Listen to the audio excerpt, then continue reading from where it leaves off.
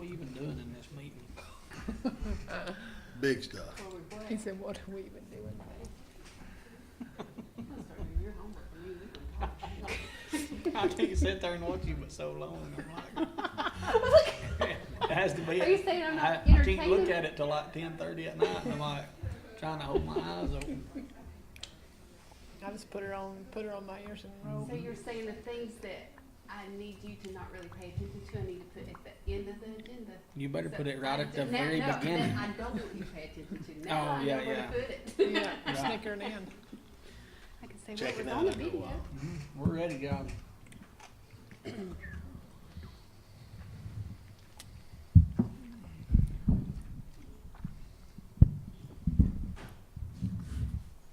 Good afternoon. It's time for our call meeting. Mr. Cole wasn't able to be here. Madam Superintendent, board members, all of you are here, and those who are watching, welcome. And turn the service over to Madam Superintendent. Thank you, sir. And first item on the agenda is to approve the agenda. And Mr. Vice Chair, I make that recommendation. Okay. Do we have a motion to approve the agenda? I'll make that motion. Okay. Have a second? Second. All in favor by raised hands? Unanimous?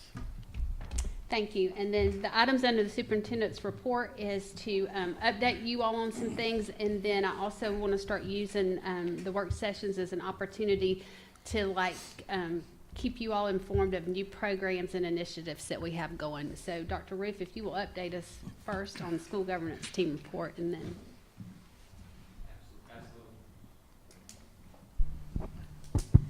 There we go. Absolutely. Good evening, board. Good evening, Madam Superintendent. School governance team.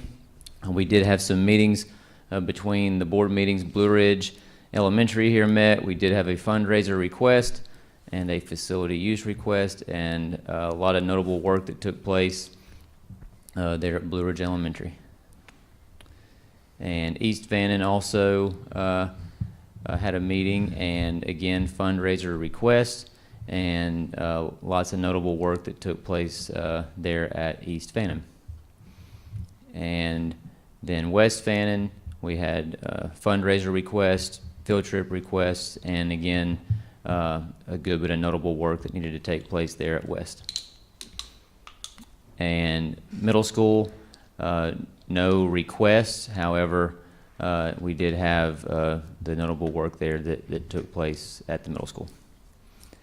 And then finally, high school was extremely busy, as you will see, because that's whenever all the sports programs and the clubs they're putting in for those fundraiser requests and those field trip requests and facility use. So tons of those requests there at the high school in each category, and then also some notable work there that took place at the high school. There was pages. Absolutely. And then again, just that reminder that the minutes of the meetings are housed at the individual schools. Thank you. And this is a reminder that all these items can be found documented on Assembly through our website. The next thing I want Dr. Roof to talk about is growing our own, and there's several programs that I'm excited about. In our belief system in the Fannin County school system is to pour into and build up the people that are members of your team. So tell us about some avenues we have, Dr. Roof. Absolutely. Yeah, these are some great opportunities here. All of our we've put these out to the people of our school system, so they're aware of these opportunities and they're applying, and really seem to be very thankful for these opportunities. So the first one here, and this one's kind of two programs in one. This is Georgia Registered Teaching Apprenticeship Program, GARTAP for short. And one piece of this program is our students that are part of the Teaching as a Profession pathway. They're now given the opportunity when they go in to help at the elementary school level. We are now able to pay them through work-based learning as a pre-apprenticeship, as a student intern. So essentially, these kids that are passionate about education, they can go in and almost become I'll call them almost like a mini parapro, go in and help and get paid for that help. And this grant, this GARTAP grant, allows us to do that, to be able to pay those teaching as a profession students. So we have 3 of them that are possibly going to be able to do that with us, and more information to come later on in the next board meeting about those. So we're very, very excited about that and that opportunity for those kids. And then, so the next one here, underneath this GARTAP, it is a professional to teacher program. And it allows paraprofessionals that have certain credentials, certain requirements, that meet those requirements. It allows those paraprofessionals to be able to have an easier access, easier ability, more of a streamlined process to become a teacher. And so again, these grant funds allow for that. And then we are allowed to also, we can pay their tuition, part of their tuition, other college expenses, and we can pay stipends for those paraprofessionals to have a mentor throughout the entire process. So it is a wonderful thing to be able to, again, grow our own with our paraprofessionals becoming teachers. And before you move on to the next one, I want to give a shout out to Amy Buchanan, because she has done a ton of work with me to help get this off the ground, and I can't thank her enough for the job that she's done to help us get this off the ground. And the funding isn't local taxpayer dollars. We Correct. received a grant from the state of Georgia Correct. to be able to do this for our people. Absolutely, yeah. So we had and that was a lengthy process to apply and land that grant, and as Ms. Dillard said, so that this is a wonderful program that costs our local people nothing. And if they stay through this program, part of their actual employment working for us as a paraprofessional counts for their student teaching, so they don't have to leave their job, quit their job to go student teach. Correct. It's actually, we coordinate with the university or college that they're at, and that will help a lot of people as well. Correct, absolutely. So, and then with the kiddos, it kind of gives them a pre-internship and letting them know if that's really what they're interested in, and also lets our elementary kids get exposure to high school kids, and they can really kids learn a lot from kids. It is. It's a win-win for everybody. It really is. Thank you. And then finally, well, not finally, we have 2 more opportunities here. One, we did a cohort of aspiring leaders several years ago, and so now we're excited to have cohort 2 of aspiring leaders. And so what this is, it gives opportunities for our teachers that are interested in becoming an administrator, interested in going into educational leadership. We have a process, an application and selection process there, and so they're applying right now. The applications are due at the end of this month. We will have a selection committee that will review and rank those applicants, and then the top applicants will be interviewed during October, and then they'll be notified in November. And what these people will have the opportunity to do is we'll partner with UNG, University of North Georgia, and we will pay, again, for all of their everything that they have to do with North Georgia, so they come out of this program without having to pay a dime, and then are able to get that Tier 1 educational leadership endorsement, which is, again, a very, very big deal, because as we know, as you look around, I mean, that ed leadership, there's always a possibility of having a void there, and so we're trying to do everything we can to pour into our people, again, and grow our own, so that we don't experience that void. Yeah, and if you'll look at our turnover rate, 2028 is another shift in a big retirement one. And this, if you look out at the people that's working with us, we don't have a whole lot of people with their leadership certification right now. So we're trying to just, as part of the longevity of the system, put back into our people. That's right. Lots of people with great potential that we're trying to make sure we pour into. And then finally, we are doing cohort 1 of Tier 2 leadership, and so this mirrors exactly what that Aspiring Leaders program is, except for that this is the opportunity for people that already have that Tier 1 educational leadership endorsement to move on and be able to obtain that tier 2 educational leadership endorsement. So that's just that second tier that allows for more leadership job opportunities down the road in the future. So again, being able to pour into those individuals and be able to help out with growing our own. Excellent. I encourage questions or comments to Dr. Roof and the board. I'm thankful that we are doing that program, because I know that in the back behind us, it's done a lot of good, so I know it's gonna do a lot of good in the future. And it gives people here an opportunity to do that. Exactly. Helps us put back into people who's dedicated to the school system in this community. So, all right, thank you, sir. All right. Next, I need Ms. Collis to come give us a curriculum and instruction update. We got to brag a lot, but I wanted her to talk a little bit about where we need to grow and how we're going to get there. Yes. So good afternoon, Board, Madam Superintendent. Ms. Lauren's going to help me this afternoon. The first thing I want to do is kind of give you some more information about the social media post that we put out about our milestone scores, so that everybody could kind of understand how that works and what exactly it means. So the first thing is, we often say GMAS, Georgia Milestones Assessment System. That's what the GMAS is. And it's given in certain grade levels and certain courses. So we give the Georgia Milestones Assessment to our 3rd through 8th graders in ELA and math.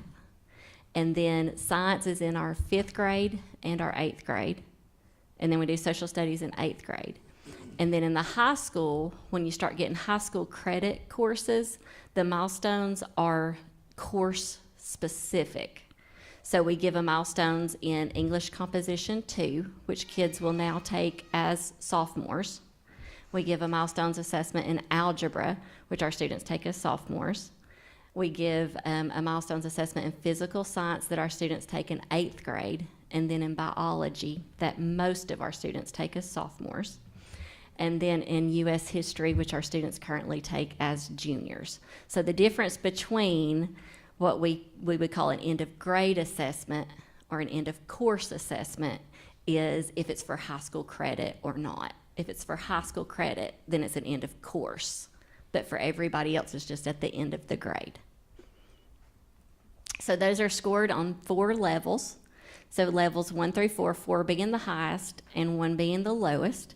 So we want to be at 4 We more wanna- than we want to be at 1. Yes, we do. Yes. And so if you look just at a glance, the difference between 1, 2, 3, and 4 talks about a student's proficiency.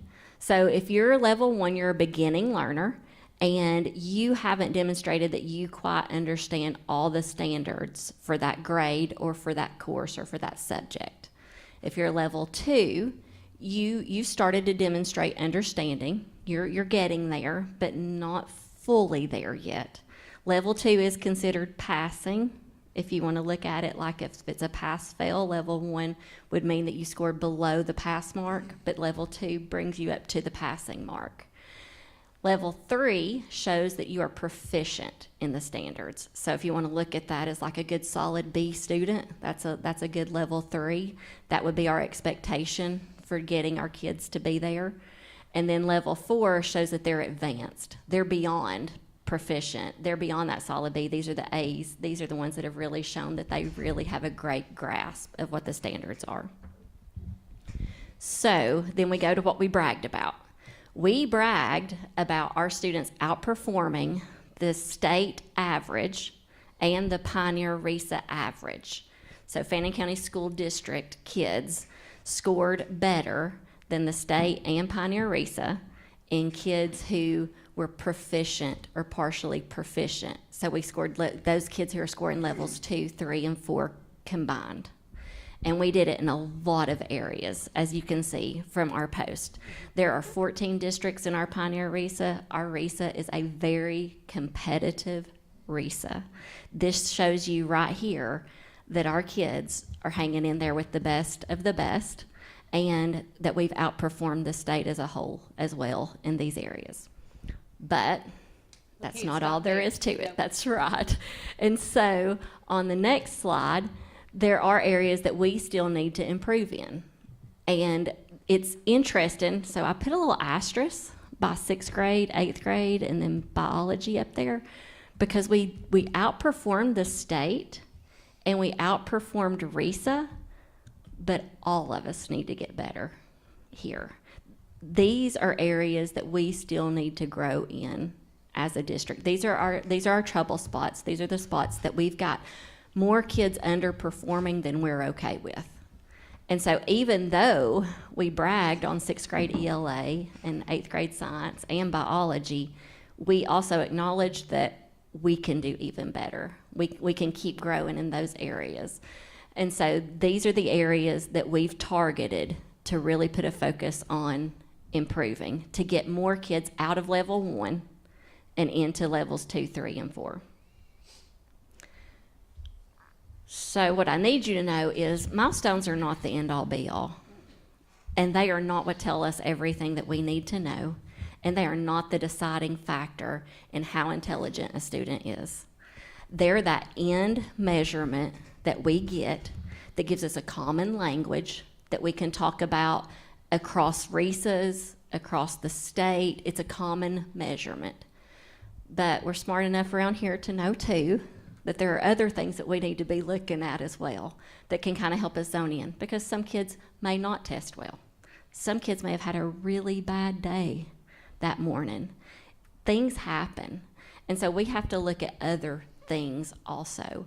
And so even though this comes at the end, what I want to tell you guys is that we're working very proactively right now to try to figure out where our kids are weak and where they need to grow.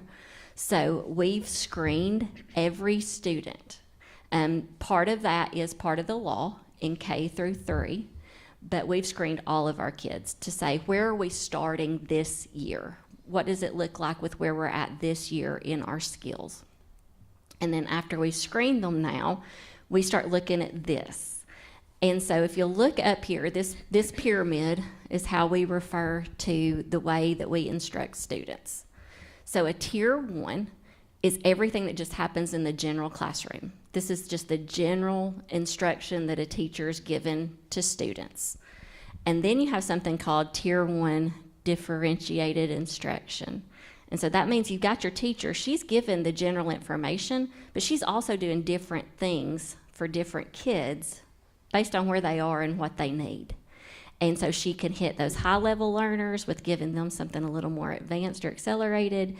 She can hit the low-level learners by pulling them into a small group or doing some interventions or things with them. And this tier 1, this is what happens in the classroom. Nothing special. This is just what good teachers do. And so we want 80% of our kids-ish falling in that tier 1. They're getting everything they need in the classroom with their classroom teacher. That's what we're looking to. But then there are some kids that need something a little more. And so as we've looked at our milestone scores, as we've looked at our screeners, we've had some kids that kind of triggered, and we said we needed to dig a little deeper. We need to kind of see there might be something else this kid needs. And so we've taken and done some like diagnostics with those kids and discovered that some of them need a little more intensive, a little more small group. And so those kids will get what we call either tier 2 or tier 3 interventions. And the way that that's different is in that tier 2 area, you're looking at working with small groups of kids, like 3 to 5 students, and you're pulling them off to the side and you're giving them what they need to help them get caught up with everybody else, to build a skill that they're lacking. And then we monitor how those kids are doing on whatever skill it is that we're working on for every other week till we get to a point that they've made progress where we see they're catching up with their peers. They're going to be okay. They're now going to go back and get that tier 1 stuff with everybody else. We've pulled them out for a short time. We've gotten them what they need. They're ready now to go back to just regular classroom. And then we have some kids that need a little more intensive stuff. And those are kids who get tier 3 interventions. That's the top of the pyramid. We only really want that to be about 5% of our kids. That's our goal.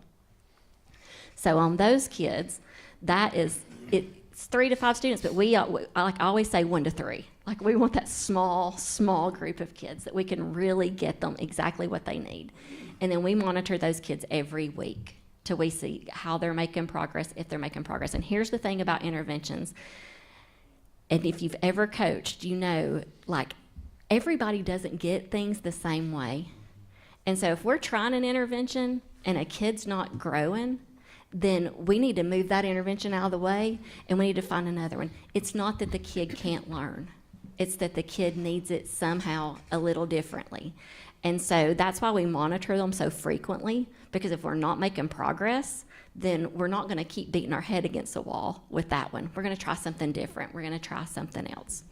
So this is our goal, a pyramid. This is our goal to get our kids where we want them to be, is to try to get them in the right place to get them what they need. And then I'm very grateful to to you all for supporting budgetary things such as the reading teachers at the middle school, which is above and beyond interventionist literacy coaches. A lot of the things that help to be able to pull those little kiddos out and help them and to help that regular classroom teacher. So I commend you all for continuing to support those efforts. those contracted interventionists that you approved, they're the ones that do those tier 2 things. And then the intervention teachers that you approved, they're the ones that do the tier 3 things. And so they serve a great purpose, because it would be difficult for a classroom teacher to do all of that plus these other things as well. Right, and the reading teacher at the middle school, it was unanimous, but the teacher said that that worked better. So that's, I call it all children. It's helped that tier 1, so I appreciate that as well. Yes. And so these are linked up for you. If you like to get in there and play around with data and stuff, these Georgia Insight dashboards are interactive, and they are so cool. And you can compare us to anybody across the state that you want to.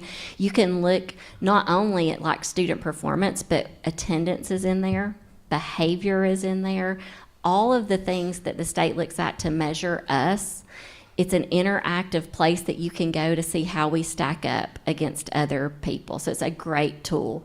And then as far as the Georgia milestones go, there are a lot of resources out there, resources for parents and all of those other things. So these are links, and anyone would be able to, they're public, so anyone could access them to find out more information. Anybody? Sounds good. Thank you, ma'am. Thank you. Next update, where I also ask you all to approve spending a lot of money, is in technology and cybersecurity. So I thought it might be a good idea for Mr. Mathis to tell you what he's actually doing. Yes. Good afternoon, Board and Ms. Dillard.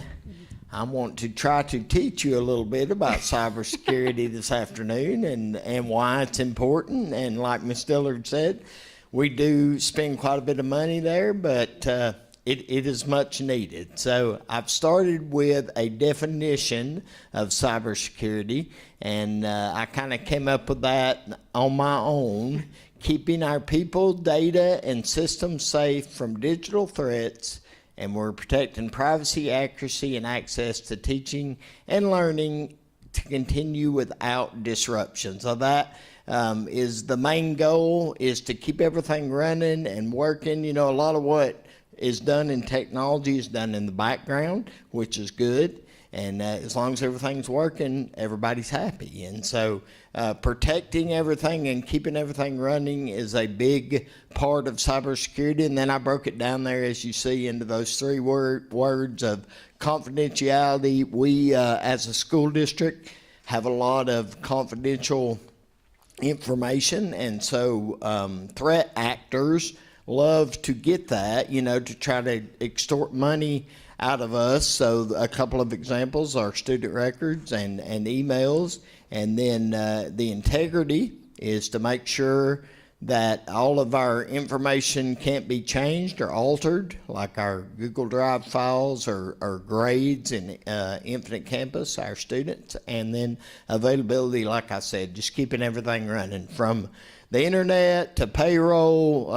As you all know, most everything touches technology these days. So next slide, please, Ms. Collis.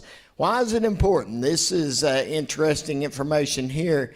K-12 schools are the most targeted sector for cyber attacks, more than universities, healthcare, or government. So I found that very interesting, but we are a prime target for a cybersecurity attack because of the information I gave you in the slide before. And then I even broke it down a little more there, between July and December, 82% of K-12 schools experienced a cyber incident of some sort. So it's becoming, I've been in this for a long time, it's becoming much more common these days. And then, of course, our strategy, which you will understand very well, is just like physical security, physical safety. It's a layered approach. There is no one thing that covers it all. So as we go to the next slide, I'm going to show you some of our layered approach that we do to cybersecurity. The first thing is, of course, multi-factor authentication, and I've got that picture there. So basically, you have your password, which you know, and then you have a device that proves you're who you say you are, and then your access is granted. So that's the second step of logging in. And Google there on the right is that is the two-factor there, and there are several different ways to do it. You can get a code, and I'm sure you have done this with some of your other things as well, but basically if somebody gets my password, they can't do anything with it without the two-step verification. So it's just a second layer to protect everything. And so my goal is to turn on the Google two-step verification for all of our district employees. That is something that other districts have done as well. And we are using Google to sign in to a lot of other applications as well. And so that protects that as well. And then the other two things there, the Duo is actually when you log into a computer, it gives you the two-factor. And if you want to ask anybody that's considered, I don't know the good word for it, but anybody that's got higher level access, just ask them about Duo sometime. They'll just sing its praises, because we all have to go through the two-step verification. And then that one in the bottom there is our Fortinet, which is our remote access. There's about maybe a dozen people that can remote in from outside. And when they do, no matter where they're at, I do it all the time, obviously. They're sitting inside our network. And so they have two-factor authentication on that as well. So plus Duo. They have four-factor. Yes, you're right. Yes, thank you. That's right. All right, next slide, please, Ms. Collis. Let's go fishing. This is, of course, fishing with PH, but it's basically the same type thing as real fishing, trying to catch someone with a scam email. And I put that stat there. 91% of cyber attacks start with a single email. So phishing is a very, very thing that threat actors use to try to get credentials. And you can see that little picture there. They phish you, they get your credentials, then they use them on a website, or a lot of people use the same password, so they could even go to multiple websites with that. And so on the next slide, to go along with the phishing, this is what we do as a district. This is actually provided to us by the DOE free of charge, a phishing campaign. And so I go fishing about every 3 months or so, and you guys are included as well. It goes to every person in the district that has an email address. It's a fake email, that looks real. I know you've seen them.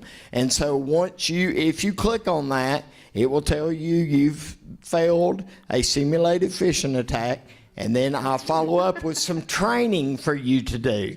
Yep. So you can see, I just did one recently. I did not put the stats for it actually this week, but the last one in April, only 8 people failed out of 471. So I was very happy with that. You know, and that's why we do that, is just to get them aware to send it. And that email link right there, phishing@Fannin, they can either send it to that or myself. And then I usually respond back and say, good catch.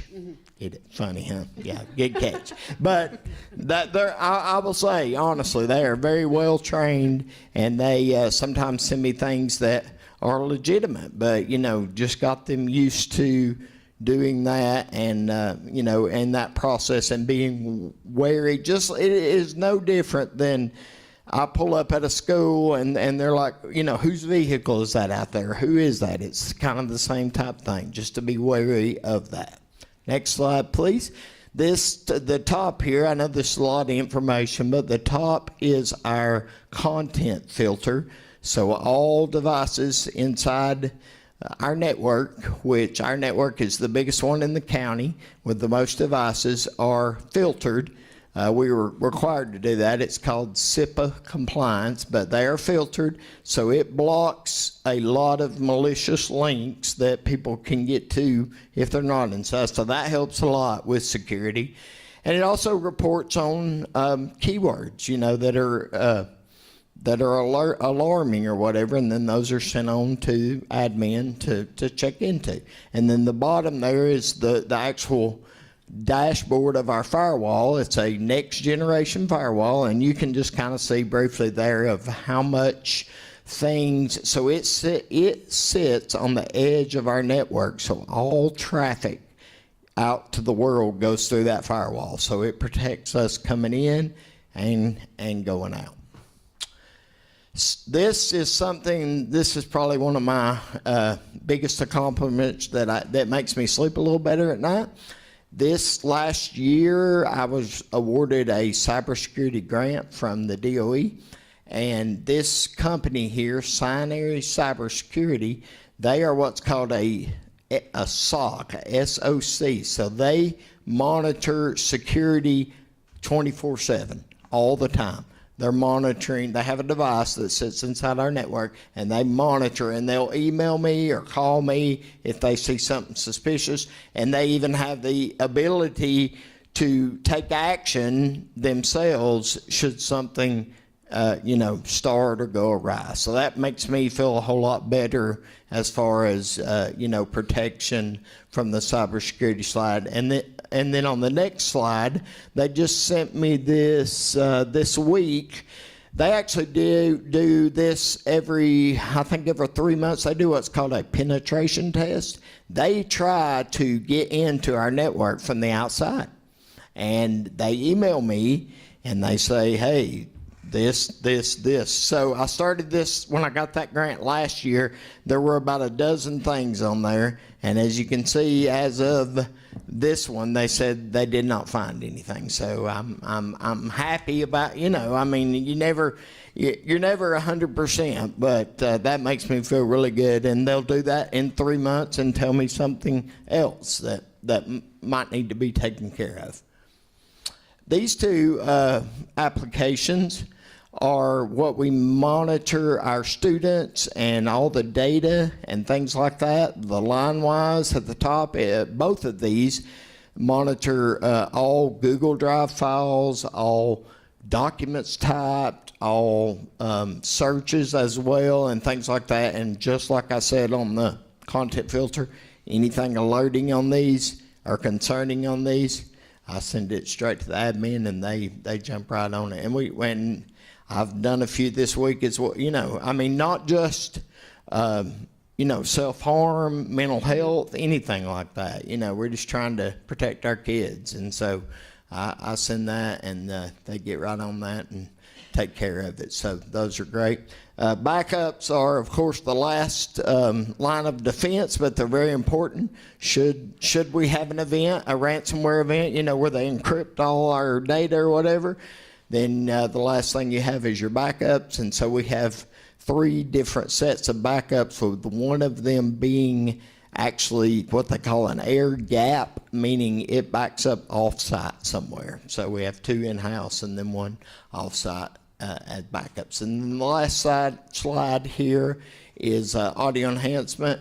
Ms. Dillard tasked me with implementing that. I guess it's been a couple of years ago, and so it was a big project, but it went really well. And we're continuing, me and Mr. Danner and Captain Couch are continuing to work on this and improve it as we can, especially on the safety side. And so just recently, to meet the ELISA law, I believe it is, we integrated it with Salto, where if you initiate a lockdown in audio enhancement, it will automatically lock the exterior doors. So I wanted to share that with you. And I think that's it. Any questions? Great job.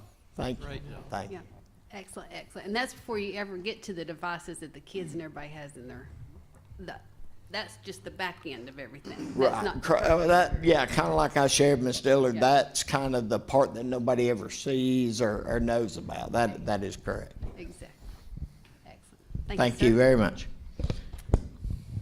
Mr. Vice Chair, if Ms. Wynn don't care, I can just say what the SPOST update collection was for July of 2025. It was $1,004,102.61. Yeah. Yes, very blessed. Yes. Very blessed. So thank you for that. And then, Mr. Vice Chair, I would like to request an executive session for personnel, real estate, safety, and student information, please, sir. All righty. We have a request from Superintendent for executive session for the purpose that she stated. I'd like to make that. I need a second. I'll second that. Okay. All in favor? 100%. Thank you. And if Attorney Doss, Darren Danner, and Captain Couch comes along with us. All right.